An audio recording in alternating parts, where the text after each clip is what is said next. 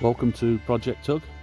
On this week's episode, we're going to be sorting out all of this stuff at the back of the ship, sanding things down, cleaning it up, and hopefully gluing this in place so I can move on to more interesting things.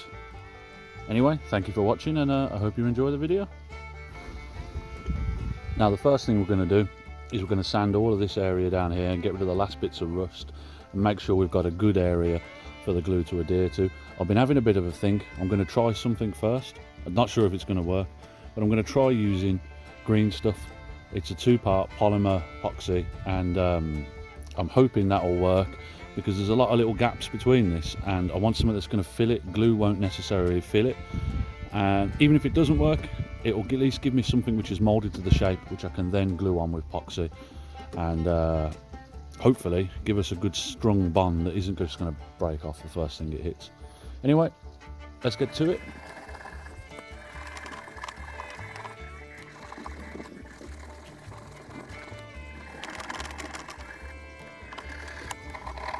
On a side note, if you've never used nail files before for models and things like that, they're absolutely brilliant, and only reason I bought them to start with is I couldn't get hold of any sandpaper. Went round the local shop and I thought that'll do, and yeah, found them quite indispensable since.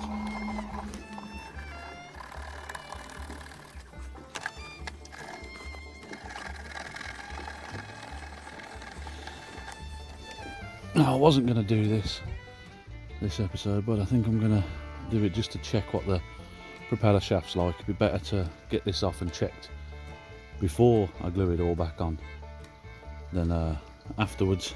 I get the feeling it could be a bit awkward.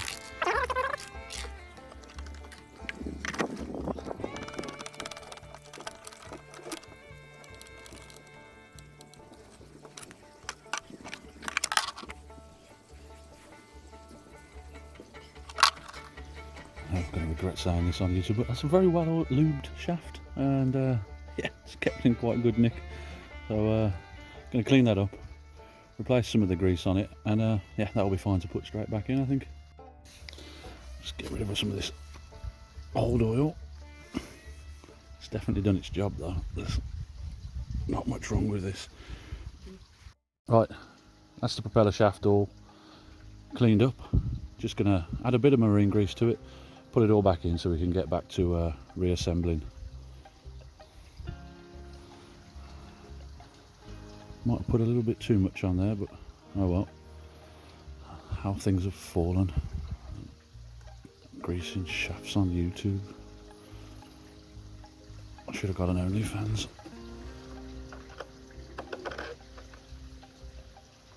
Yeah, that's quite a lot extra, to be honest with you.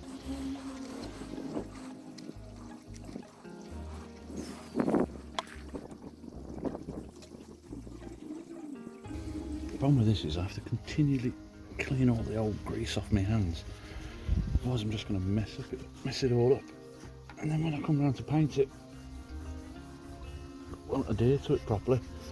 I'll have to paint it 2 or 3 times. I can't be having that. While this is off, I'm going to give this a quick sand, get that out of the way so we don't get bits in it. Give this a quick sand, get a little bit of the paint off because it's not been sanded before it's painted, and the paint hasn't got very good purchase on this. It's going to get painted at least twice beforehand anyway. It's going to end up being a brass colour, so it's not going to be the neatest of jobs, but just get any loose paint off so we don't have to do it 3 times.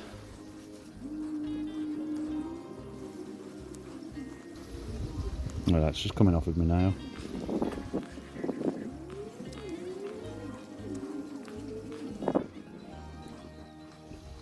Alright, I've got most of it off with my hands. What I'm going to do now, I'm going to go off screen for 5 minutes, get the old Brillo pad on it, and get it completely pristine. And here's one we cleaned earlier. It's not exactly perfect, but I think the more I look at this, I don't like the nylon. When I get to the stage to put a proper propeller on, I'm going to put a brass one on. I'm going to keep this just on the end, just to stop any paint from getting into it. Anyway, let's carry on with it.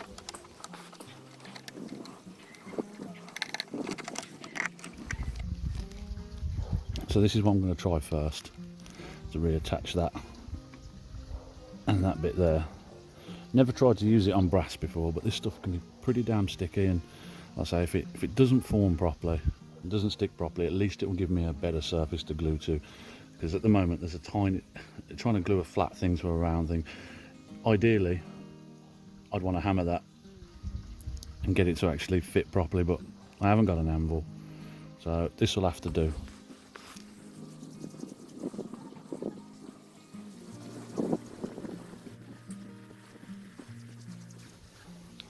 Something quite therapeutic about blending green stuff.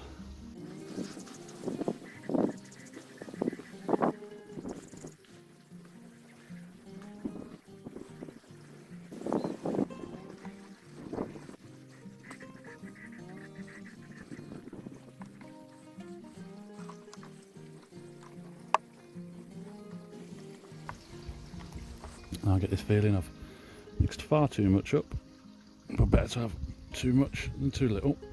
There's probably people cringing at the amount I'm putting on the back here.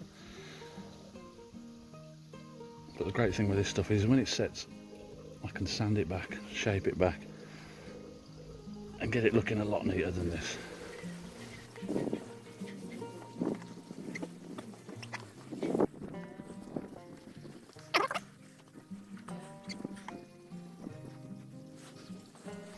A little bit more, just to be on the safe side though. I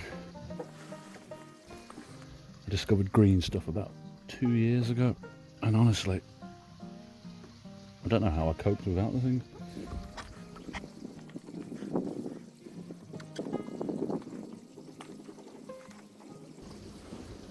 The thinking goes is, if the green stuff doesn't stick brilliantly, it'll stick brilliantly to other green stuff. So if I can kind of encompass it in it, might get a good seal. Problem with these parts of ships is they tend to be the first thing to bump, and you take the thing a little lower than in the water than you thought, and next thing you know you've chewed up your propeller or broken this bit off. Right, now all there is to do with this is leave it to dry. So we're back in a bit. And I think that's going to have to conclude this week's episode. Unfortunately, as you can see from the boat salt, it started to rain. I was going to put a coat of matte black paint on it, and I was going to sand it off, but I just want to get this thing inside, out of the rain, and let it cure properly. Anyway, thanks for watching, and stay tuned for more Project Tug. Have a good one.